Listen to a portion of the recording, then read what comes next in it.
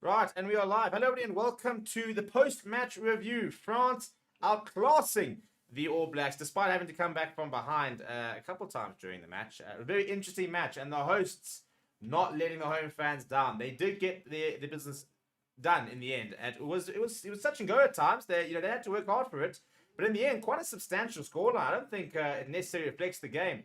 But to win 27 points to I think it's 29 points actually 30. I'm pretty sure the last kick was over. As you're looking at my screen over there. What a game. 29 points to 13. I don't think it's I don't think it necessarily reflects how dominant France were, for example. I mean, I think that they did in the second half very much. It was pretty one-sided, apart from a bit of a against run of play try. I'm hearing now that apparently the last kick has been changed. So some score lines are still reflected 29 points to 13. Some are reflected 27 points to 13. It does sound like it has been changed 27 points to 13. So Jaminet's had that last conversion removed. But we're going to go through some of the stats. We're going to talk a little bit about the game itself. And I want to know what you thought. And the poll is...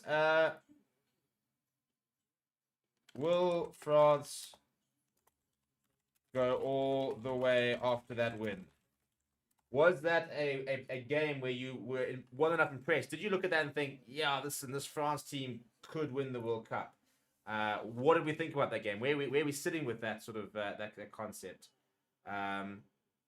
What was went wrong for New Zealand, who started really well for the first both halves, and then just couldn't really capitalize, couldn't grow into the game. That second half was very much dominated by France, who just looked the better side throughout. So we've got a poll running. I want you guys to go and vote in it, and let's have a chat. So we're going to go through some of the stats, going to look at some of the player contributions.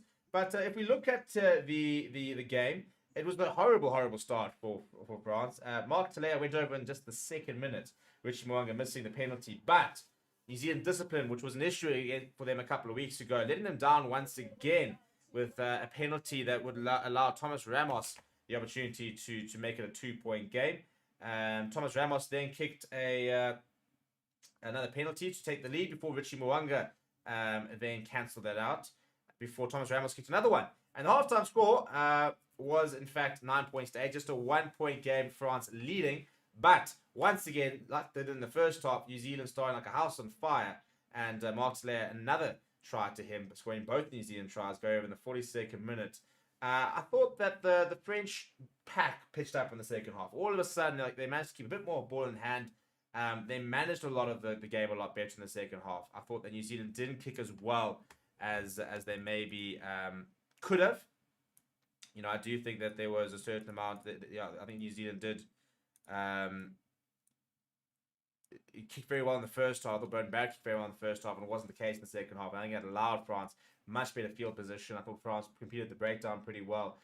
A couple of penalties and just started building on their pressure. So we look at some of the stats, shall we? In terms of the rest of the scoring. So the first try for France came from Damien Penaud just a few minutes after a try was actually ruled out because he was. The ball was knocked down by him, well, not into touch. Richie Mo'unga diving across, making a brilliant try-saving tackle. So it's a fantastic work from him. But Thomas Ramos then added the conversion to make it 16 points to 13 and then 19 points to 13 with a penalty. Then 22-13 and then right up against it's Melvin Jaminet with a late try in the 78th minute. Let's look at the stats, shall we? And the stats always tell a very interesting story. Possession in the first half was 44% for France, 56% for New Zealand. In the second half, it was 53% for France and 47% for New Zealand. The territory, 61% for France, 39% for New Zealand. I think that's a very important stat. I think France played the game in the right areas, and I think that really did count towards the end. And maybe that was an issue for New Zealand. Struggled to get out of their half once again, and just didn't, even when they had ball, not playing in the right areas is a big problem. 2 tries apiece, but 5 penalties. So we'll talk about the New Zealand discipline, which is definitely letting them down at the moment.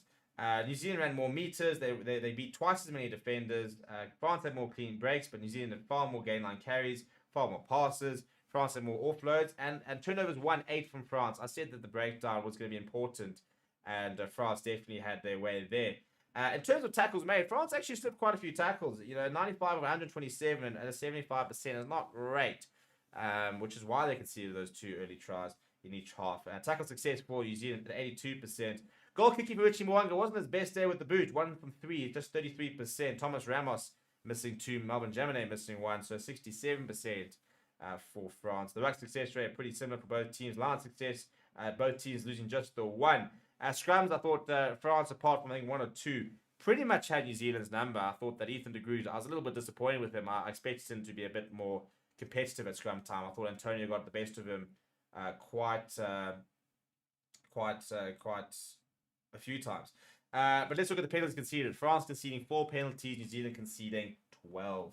You cannot be conceding 1 penalty for every 4 of the opposition. Now, that will definitely raise a few eyebrows with regards to the hosts and the home side, only conceding 4 penalties compared to 12. So, and again, I don't like talking about the referee generally. I feel like it's a waste of my time. I feel like I've got far better use of my resources than to talk about Jaco Paper and his officials. But I do think that New Zealand have got a bit of a discipline issue at the moment. A couple of silly penalties and their discipline, or the lack thereof, is definitely becoming a bit of an enemy of progress and hindering the progress that they've made as a team. Because Thomas Ramos, who had a fantastic game, just had so many opportunities to kick. Let's look at some individual stats, shall we? I'd like to call out Redewadi, who I thought he's a good player, but no Cyril Bayer was always going to mean a bit of a gap, and I thought he really stood out. In the pack, though, I thought Francois Kroos, 11 tackles, 3 carries, got through a lot of work. Charles Willevant took a while to go into the game, but the work he does off the ball is phenomenal. 15 tackles he made, missing just the 1. He made 5 carries as well. Gregory Aldred, always busy. Always busy. 11 carries, 14 tackles, 1 bad pass, but 2 turnovers, 1. 71 meters gained across his 11 carries, 12 passes, 3 offloads. What a player. I also, hats off to Mathieu Jalabert, who, so much riding on him. So much talk about, Romain Intermag missing. And all of a sudden, Mathieu Jalabert steps up and he comes good. He created the try for Penno, which was, I think, the try that broke the back of the game, really. So I think that was the defining moment in the game. And he created it, and he saw the space, and I thought he played really well today, actually. I think that we forget how good he is because he has, I wouldn't say fallen out of favour, but just hasn't played a lot of rugby in the last sort of 18 months due to the pure class of Romain Intermac. So I thought he was really impressive. Apart from that, I thought that Mufana tried quite hard. It was pretty busy, and Thomas Ramos was absolutely brilliant. Didn't miss a single tackle. 55 meters gained, 2 defenders beaten, 5 penalty goals, 1 conversion. Was absolutely everywhere. Under the high ball, he was absolutely brilliant. One of the best fullbacks in the world, for good reason. In terms of New Zealand, I thought that the locks were quite busy. Sam Whitelock got through quite a lot of work. Scott Barrett got through a lot of work. Artie Severe, 10 carries, 7 tackles. He did a lot today. 4 defenders beaten. He was definitely one of the few New Zealand players who kind of put his hand up and said, I will try and get us over the advantage line. I thought they really missed Geordie Barrett. I thought Anton Leonard-Brown, I wasn't sure was the right decision. I think David Havili does offer more. Got a bit of a kicking game as well. But I thought they really missed Geordie Barrett. I thought they really missed that physical presence, that someone to get them over the line. We saw Anton Leonard-Brown and Rico Ioane combine for a brilliant break early on. That was about it, really. So I think I think David Havili could find himself at inside centre if Geordie Barrett's not fit. But I do think that a big part of New Zealand getting back to their best will be getting Geordie Barrett back on the field. So I think that he's very much settled into that inside centre position, and I think they missed him a lot. Will Jordan was very busy. He always is, isn't he? 90 meters gained. He did get a yellow card, which I think was deserved. But I thought that Beauden Barrett was really good today. 136 meters gained, 2 defenders beaten, a try assist, an offload, 3 tackles. I thought he kicked for touch really well. And in terms of off the bench, Takawawa I thought tried quite hard. I thought that Tafa Fanua got through a bit of work. Paul Budene tried to sort of up the ante as well, made some nice tackles. So overall, it was an interesting game because I thought that France never panicked, never looked fully convincing, but in that second half, there was that kind of that 20-minute period where you could just see they went, right, you're actually in my house, you're actually here, where, this is where we operate. and we're going to take charge here, and you're not just going to come here and assert yourself and try and play your rugby. You're in our yard here, you're in our property. We're gonna play the game the way we want to play it, and you're gonna have to adjust. And after that, I thought they really controlled the game quite well. Jean-Luc says the All Blacks playing 80% of the game in the 22 as well. Wesley say, I'm calling it, the Scots will get smashed by the Box. Will beat Ireland. Usil saying, not happy all the way. The game was reffed at all and hardly no replays. I mean, spending the entire time talking about the rest. Doesn't get a bit boring. But she says, Chronic, calm down. How many World Cup have the Northern Hemisphere won? This was the first match. SA lost their first game in 2019. The reason that's been put out there is because that is the first time New Zealand have ever in history lost a pool game, by the way. That is the significance of this evening. It's the first time they've ever lost a Rugby World Cup pool game. Not a record you want to lose. Wesley says Grant says the All Blacks forwards are soft and rely on their backs to make magic. Wesley saying the Kiwi centres were useless and loose forwards impotent. Past players were better. Well, yeah, I mean, the past players were some of the best players ever. Kicking T Rugby says, not a French fan by any means, but was satisfying to see the All Blacks get smashed. And Spamanda saying discipline and cards are ruining them. France looked tired, though.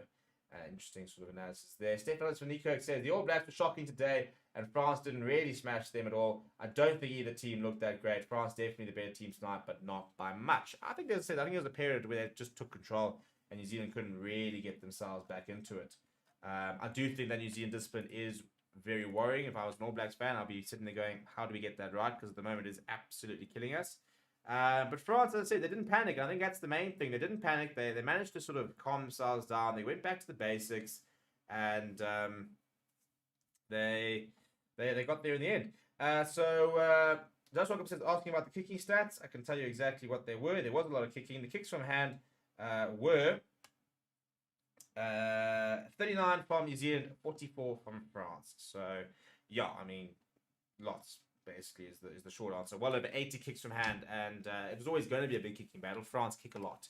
In fact, France kick, I think, the most in the world.